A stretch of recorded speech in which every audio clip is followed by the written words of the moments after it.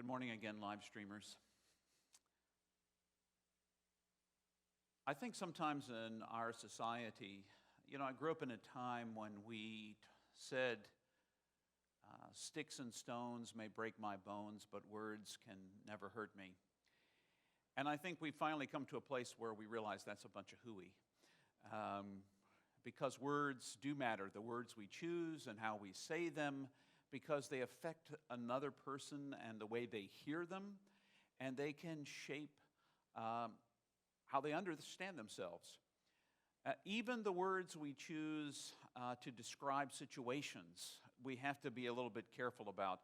I was listening this morning during my quiet time to one of my favorite singers / contemplatives, Alana Lewandowski. And she was talking about, she had a little, because she knew a lot of us would not be gathering in worship spaces, she did a little 12-minute homily, sermon, message kind of thing about 3 words that struck her during this time as words that that are clearly words that describe something, but were clearly formulated by scientists who were more interested in facts than how they chose words. For instance, the word cancel, the word isolation, the word social distancing. All of those kinds of phrases, in and of themselves, the sense that people get is the sense of isolation, of termination. So she suggested some alternative words that we might use instead of social distancing. What would it be like if we used the word physical distancing? Because that's what we're really being asked to do, not socially distance ourselves. In fact, I have talked to more of you and members of my family this week during a time of social distancing, but it was really physical distancing. I might be socially closer to a number of you because I actually had time to reach out, because I couldn't be in other kinds of places. So I think physical distancing might be a better way. Instead of saying cancel, the word postpone, or in our case, transform. Because we didn't cancel worship. We didn't have in-person worship. Despite the fact that there's 3 of us in here, we're all technically involved in this worship experience. We didn't cancel this. We transformed it into a purely online experience. And perhaps instead of isolation, this is an opportunity for you to have some solitude, some space to yourself, particularly if you're alone. So be careful about the words that you choose. Now, speaking about choosing words, I'm going to read to you now this week's passage. It comes from the first letter of John, and it's in the 2nd chapter. It's part of our readings during the Lenten season, and this is the passage that we're talking about this morning. It's in chapter 2, and it begins with verse 15. Do not love the world or the things in the world. The love of the Father is not in those who love the world. For all that is in the world, the desire of the flesh, the desire of the eyes, the pride in riches, comes not from the Father, but from the world. And the world and its desires are passing away. But those who do the will of God live forever. Do not love the world or the things of the world. I can still remember a time growing up when I heard those words used in the context of anything of this world it's all passing away. And it was all about getting our focus out of this world and into another place, some heavenly realm that's outside of this world, beyond this place. But I don't think that that's what this passage particularly means at all. I think when we talk about not loving the world, what we're really talking about is not loving the systems that the world places on us, not loving the way that the world might choose to name who we are. You know, we're born into this world, and one of the first things we have to learn to do is to differentiate ourselves from our caregivers. I am not my mother. I am not my father. I am not the one that holds me. I'm not the one that feeds me. But as babies, we don't know any difference.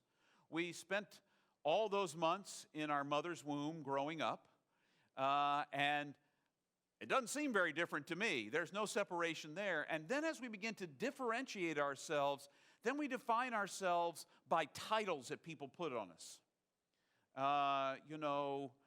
Good boy, bad boy, good girl, bad girl, smart girl, smart boy, stupid girl. All those kinds of labels that get put, those identifiers are the ways of the world to set us apart from each other. The tall one, the short one, the medium-sized one. We have 3 Jameses at St. James.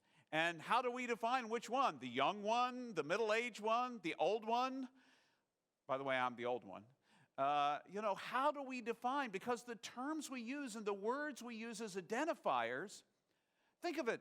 When you go to a cocktail party, if you're an adult, or if you go to another party, and people ask you, or you meet someone for the first time, and they ask you what you do, as if that defines who you are.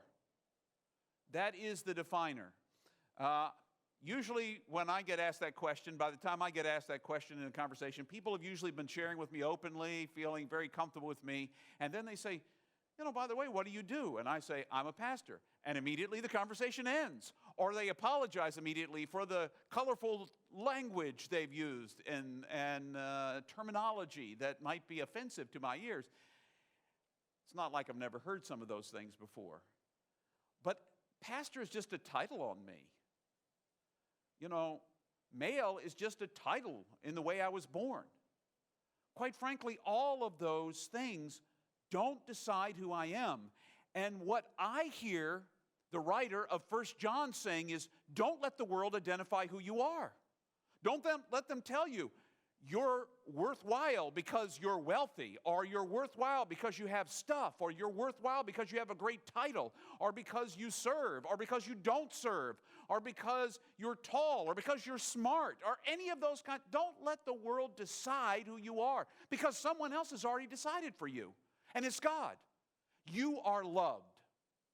At the core of who you are, that is all that defines you. You are loved. God loves you. When it says that when you love the world, you don't have the love of the Father in you, it's to say that when you start to fall in love with the prestige that only the world offers, you find out it's very transient. One minute you're super popular. You are the dancing queen, young and sweet, only 17. Well, sometimes then you become 18 and 19, and you're no longer the dancing queen, young and sweet. Or whatever. You get older and you get wrinkles. Look at me. Your hair starts to gray. You're no longer that devilish, handsome, debonair young man that you once were. Now you're a debonair, handsome old man. But, all of those are just labels. And loving those labels means you invest yourself in trying to get more of them. To let the world name you in positive ways. Competent, good, positive, smart, brilliant, inventive. You don't want to be named as something other than those things. Well, guess what? Who cares what the world names you? Who cares? Because at the bottom of it all, the Father already loves you. God already loves you. You have been named as the beloved. Over and over again, the Gospel of John, and then the first letter of John refers to you as beloved. Beloved. You are the one beloved, not only of the elder who's writing this letter, but of God. And if God is for you, if God loves you, who cares what your title is? Who cares what label anybody puts on you? Don't allow the world to label you as anything less than one who is beloved of God. That's what I hear this passage. Now the challenge is, as we've already noted, that he says, don't love the things of the world. Don't love the world or the things of the world. It's not, don't appreciate the grass. Don't appreciate the sunshine. Don't appreciate your friendships. Those are all good things. It's don't let yourself be labeled by anything other than the love that God is already pouring out on you. You are already God's beloved. Already. Before you even started watching this video, this message online, you were beloved of God. After you finish watching it, or if you didn't watch it at all, if you chose today to be your true day of solitude and you're watching this video later in the week, don't be labeled by anything procrastinator. You procrastinated watching that sermon. Or too lazy to get up and watch the sermon at 11 o'clock on. That's not a label, and I'm not putting it on you. Don't put it on yourself. If you're watching this at all later in the week as a recorded message, know that God loves you, and that's where it comes from. That's where your labeling happens. If you read closely that passage in 15 through 17, it's about not falling in love with the systems that name one person as good and another as bad. That names one person as foreigner and therefore bad, and one person as not foreigner and therefore good. You know, it's not about what you look like. It's not about the externals. It's about the love that already names you inside. And if you let that love name you and be the king, if you will, of your life, or the queen of your life, then the way you treat other people and the way you treat yourself will change. We live in a world where everybody thinks, I have to accumulate all those labels, those titles for myself. I have to look out for me. Yesterday I was reading an article about a young woman who said, I went to Red Robin and had French fries, and I took my good sweet time because I don't care if I'm supposed to be staying at home. It's all about, I'm an American and I can choose what I want to do. Well, everybody can choose what they want to do. But is it the best thing you can choose for other people around you? Is it the kindest, most loving thing you can do? If that young woman who tweeted that really felt that the only thing that named her was love, see, I'm making a judgment here, then she would see herself as loved. She wouldn't have to be over and against everyone else. She wouldn't have to spend all of her time justifying her going against things because she was an American, a label. She's loved. And the most loving thing she could do is love herself and then her community by not potentially spreading a virus. So, what's going to name you? What are you going to let name you? This week's assignment, if you will, is to sit down with your journal, piece of paper if you don't have a journal, and write down the things that you think name you already. Now, be honest. Be self-aware. Be open. What names you who you are? It could be your name. It could be the last thing one of your friends said to you. It could be your fourth grade teacher who told you were stupid. You know, what names you? What have you allowed in your life to name you that is other than the love of God? Because the only thing, and that's what the writer of 1 John is saying, the only thing that has a right to name you is love itself, the eternal love of God, who is love. So figure out what's naming you, and then begin to let go of some of those names. That would be my challenge to you and to me this week.